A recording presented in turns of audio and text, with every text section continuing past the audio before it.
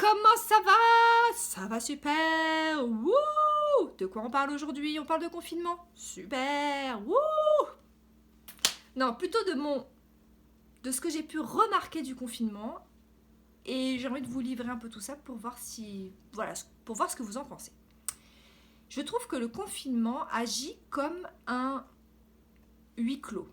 Vous voyez les pièces de théâtre, les films, les livres qui se passent comme ça à huis clos. C'est toujours un peu la cata, c'est toujours très amplifié, très exacerbé. Il y a des révélations sur des trucs. Voilà. Et nous, en fait, on est en train de vivre ça avec les personnes les plus proches de nous, finalement, parce que c'est vraiment notre cellule familiale proche. C'est-à-dire que si tu avais des difficultés au départ avec ton conjoint avant le confinement, ils vont être amplifiés maintenant. Avec ton enfant, ils vont être amplifiés maintenant. Avec ton travail, ça va être la cata. Voilà. Tout prend une proportion énorme. Et même par rapport à nos émotions, il y a des choses en fait qui arrivent, des choses qui nous mettent plus en colère que d'habitude, qui nous font plus peur que d'habitude, qui nous rendent plus tristes que d'habitude. Ça s'amplifie en fait comme ça. Et nous en fait, on a notre part à faire là-dedans. C'est-à-dire qu'on va avoir deux choix. Le premier choix, ça va être le confinement, c'est vraiment trop dur, j'ai hâte qu'on se sorte de là, parce que franchement, comment je vais faire? Et puis c'est horrible à la maison. Voilà, on va être dans une résistance qui va nous engouffrer dans quelque chose de vraiment très lourd. Donc ça, c'est le premier choix.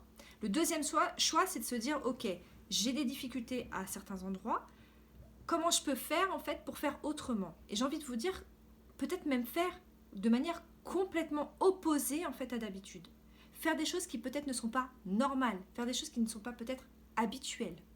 Et peu importe. Parce que là, en fait, ce qui se passe au niveau du confinement, c'est que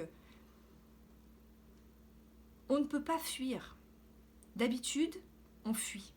D'habitude, quand il y a quelque chose qui se passe mal à la maison, on a toujours le travail pour fuir, on a toujours Tata Janine à aller visiter, on a toujours des courses à aller faire, on a toujours des choses pour fuir ce quotidien à la maison. Là, il n'y a pas d'échappatoire, les gars. C'est mort. Tout est là. Alors si tu peux échapper de manière des réseaux sociaux, regarder des films, lire des livres, enfin, il y a une manière de s'échapper, c'est tout à fait humain, on fait tous ça. Il n'y a pas l'un plus que l'autre. On va tous osciller, en fait, de manière de résister ou d'opportunité.